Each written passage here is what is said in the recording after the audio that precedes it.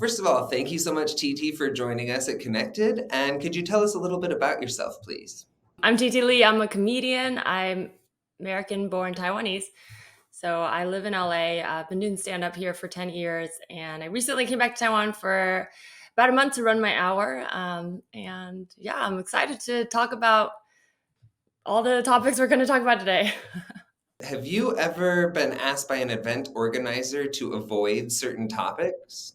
There was one time I did a school, and I'm not gonna say the name, but I'm gonna say it was a religious university. They knew what they were getting with me. I very out open about my sexuality. It's a big part of my comedy. And 5 minutes before I went on stage, I was in the green room, and one of the student organizers came up to me and said, "Oh, by the way, you can't talk about the issue of gay marriage." And that really threw me off guard because I'm aware of like content restrictions and being aware of like university's guidelines. But not only was it right before on stage, it was also the wording, like the issue of gay marriage. I was like, well, I can talk about being bisexual, which I am. I can talk about dating.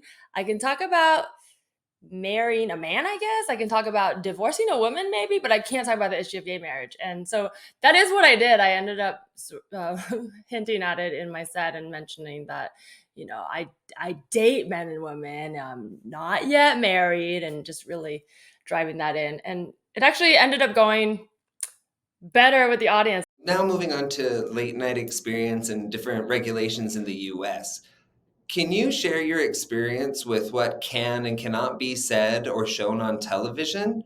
I think the way the writers' rooms works. So I didn't write on SNL, but I have worked in writers' rooms for other shows. And in the comedy world, what I found is the lawyers are sort of king. Even though there is a lot of regulation and restrictions on what you can say, just naturally because it is broadcast television. It's a little different with streaming channel, like Netflix is different, HBO is different. But when you're talking about like NBC, ABC broadcast, they do have restrictions. But as a writer, it tends to be very cut off. Like we very much are allowed to try to say what we want. You can try to push an edgy joke, and usually the showrunner or the head writer, if they like it or they want to push for it, they will. But it might come back from the lawyers, and that's sort of the like final call. Is if the network says no, it's kind of a no. What do you think is the difference between what happens to men and women when they get canceled?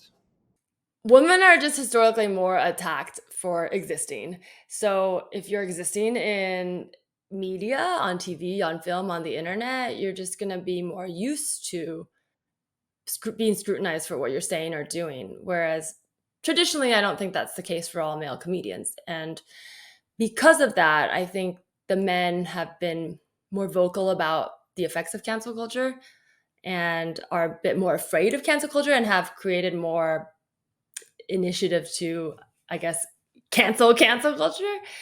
But ultimately, I think it's just about how you react when you encounter a conflict or controversy for your actions. And I think that women tend to not bounce back as fast because of the same thing, where we are already being scrutinized for everything we do.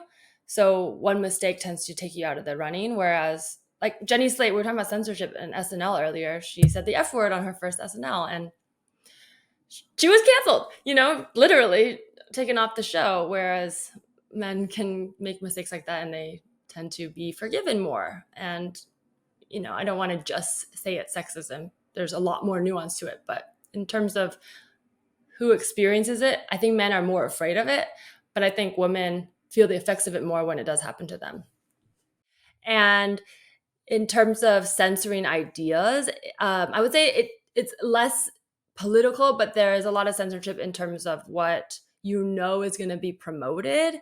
And I guess I would say it didn't make me feel like stifled creatively, but it did change the way I approached writing, because in order to monetize, there's certain things you don't want to do, and the biggest one is YouTube and the internet is very careful about what children and teenagers will imitate. And so anything that might be construed as bad behavior modeling will likely be demonetized. And things like food waste, but mukbangs are a big thing, but the volume of people eating food on the internet brings up the question of like, oh, this food waste.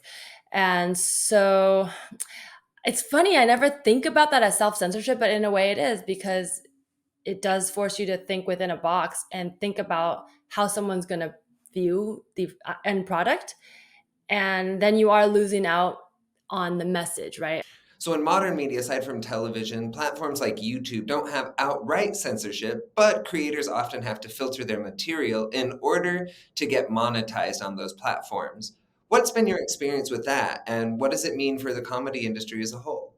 I think as an individual, it can get a lot more damaging. And so my second part was like, as a comedian myself on the internet, that's where I feel it more, because for me, I use my platform to promote my comedy, but ultimately just to express myself. And I do find myself toggling between certain posts now, because Instagram default is to mute anything political. And what they define as political is anything that may have to do with politics, including identity politics, including LGBT issues, including trans rights. And so for certain people, just being yourself could be deemed political.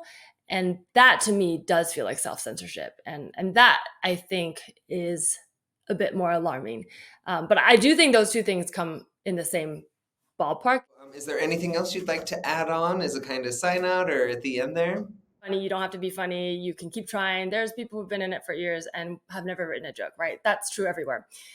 But what I did learn is that I learned this from a friend of mine who does stand up in Taiwan, that in China, you have to write out your whole set and submit it before you even do an open mic. And that's wild to me, because like it really made me grateful for all the times I've, trekked to open mics and had to listen to bad comedy for hours, because I can't imagine having to submit a set. Like scripting out your bomb is just another level of of like comedy trauma that I can't imagine. And I thought it was bad to just like be stuck listening to the same, complaining jokes from men who don't go to therapy, at a bar at midnight or whatever in LA. And honestly, wow, to have to script that, that's even wilder.